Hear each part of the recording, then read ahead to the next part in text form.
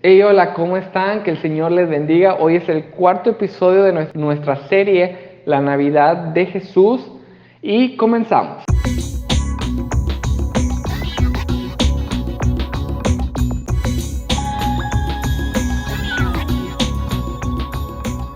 Hey, es un gusto para mí estar con ustedes otra vez.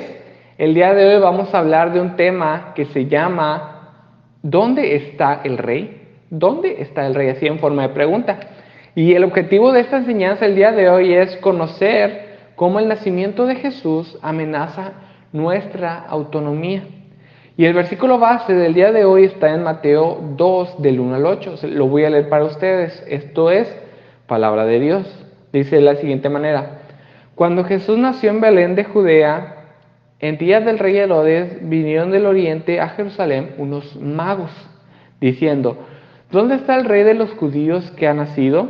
Porque su estrella hemos visto en el oriente y venimos a adorarle. Oyendo esto, el rey Herodes se turbó y toda Jerusalén con él. Y convocados todos los principales sacerdotes y los escribas del pueblo, les preguntó dónde había de nacer el Cristo. Ellos le dijeron: en Belén de Judea, porque así está escrito por el profeta. Y tú, Belén, de la tierra de Judá, ¿no eres la más pequeña entre los príncipes de Judá? Porque de ti saldrá un guiador que apacentará a mi pueblo de Israel. Entonces Herodes, llamando en secreto a los magos, indagó de ellos diligentemente el tiempo de la aparición de la estrella, y enviándolos a Belén, dijo: id allá y averiguad con diligencia acerca del niño, y cuando lo halléis, hacedmelo saber para que yo también vaya y le adore. Esto es palabra de Dios. Entonces, nosotros conocemos que Herodes era un rey autoritario y era un rey malvado.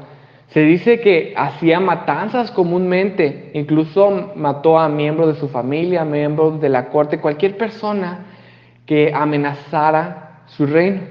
Entonces, cuando a un gobernante van y le dicen que el nuevo rey ha nacido, pues probablemente se turbe, se inquiete dentro de sí. Entonces recordamos que los reyes magos tenían la instrucción con Herodes de que le diera a conocer el paradero de Jesús, pero estos, avisados en sueños, pues se fueron por otro lado. Y Herodes decidió matar a los niños menores de 2 años, pero sabemos la historia que Jesús huyó a Egipto.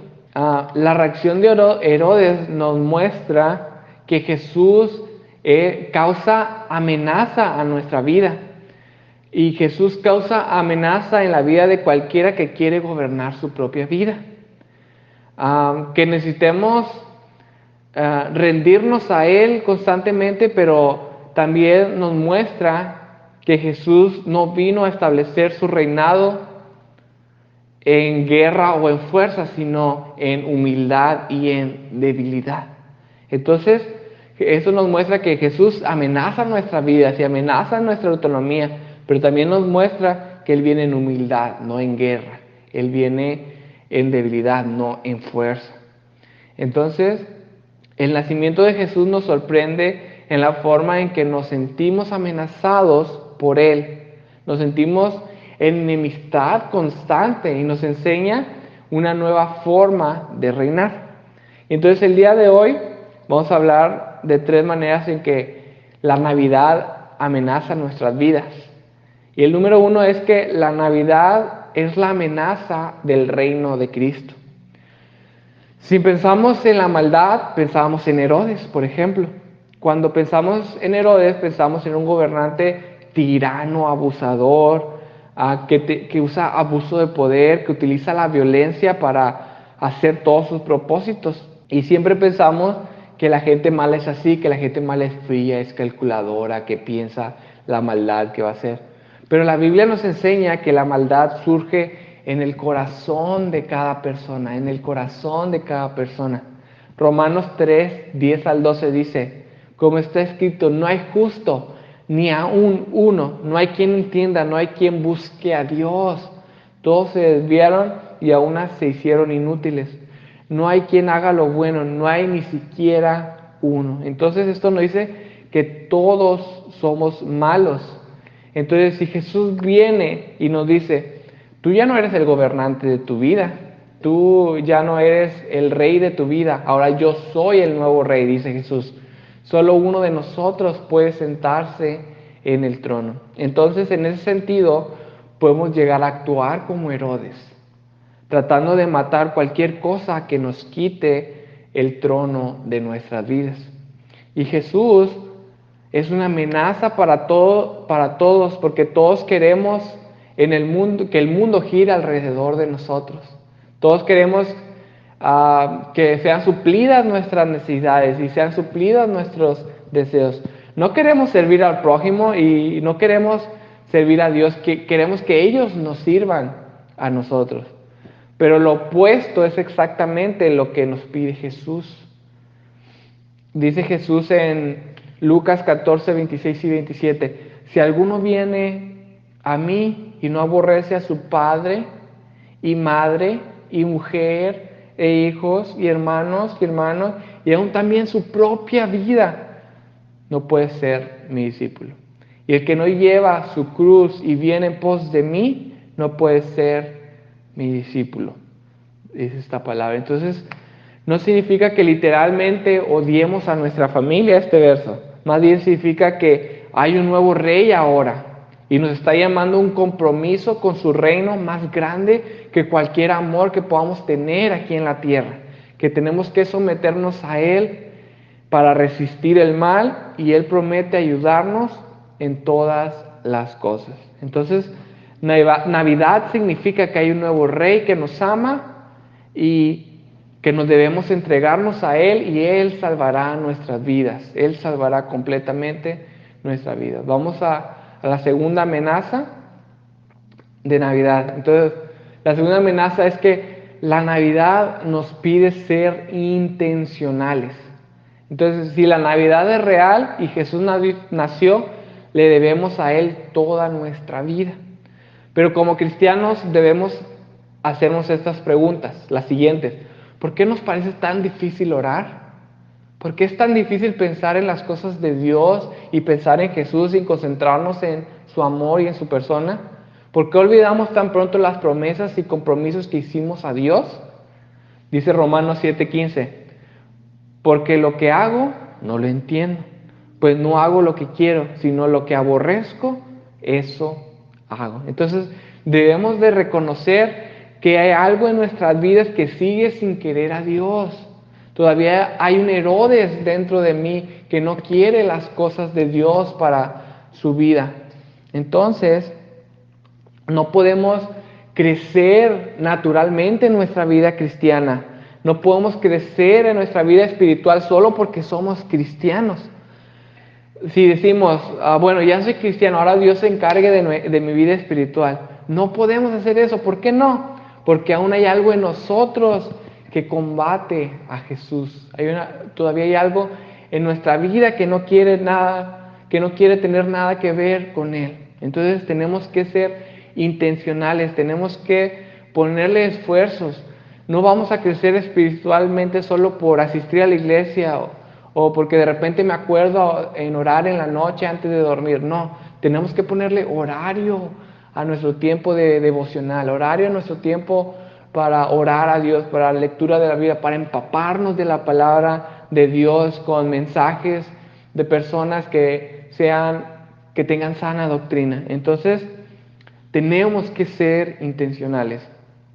Y la tercera amenaza es que la Navidad es una amenaza porque es contracultural. La Navidad es una amenaza porque es contracultural. Navidad significa que el Rey ha venido al mundo, pero no vino con poder, sino vino en humildad. No vino en una familia rica, sino en una familia pobre. Vino en un establo. Y entonces, en toda la Biblia vemos que el reino de Cristo se presenta en humildad, siempre se presenta en humildad. Por ejemplo, sabemos que Jesús nació en Nazaret.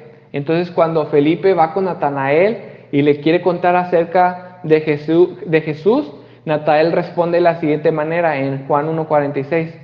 Natanael le dijo, ¿de Nazaret puede salir algo bueno? Le dijo Felipe, ven y ve. Entonces, Jesús siempre viene de las maneras menos esperadas, en contra del pensamiento del mundo, en contra del pensamiento de la cultura, siempre en humildad y en pobreza viene Jesús. Dios, por ejemplo, Dios no escogió a los romanos, Dios no escogió a los egipcios, Dios no escogió a los babilonios como su pueblo. Él escogió al pequeño pueblo insignificante de los judíos. Por ejemplo, Dios no venció a Goliat con otro soldado gigante y poderoso. Él lo venció con un pastor de ovejas. Así es como trabaja Dios. Siempre trabaja Dios de esa manera. Hay una porción en la Biblia que se llama La Navidad Oculta del pastor Tim Keller que me encanta. Esta es una cita de él. Lo voy a citar. Dice de la siguiente manera: en la antigüedad, cuando el hijo mayor siempre recibía toda la riqueza y los menores no tenían estatus social, ¿qué hizo Dios? Hizo su voluntad a través de Abel, no de Caín; a través de Isaac, no de Ismael; a través de Jacob, no de Esaú; a través de Efraín, no de Manasés; a través de David, no de sus hermanos mayores. En la época donde las mujeres solo eran valoradas por su belleza y fertilidad, Dios escogió a la vieja Sara, no a Agar. Escogió a la que nadie amaba, Lea, y no a la bella Raquel.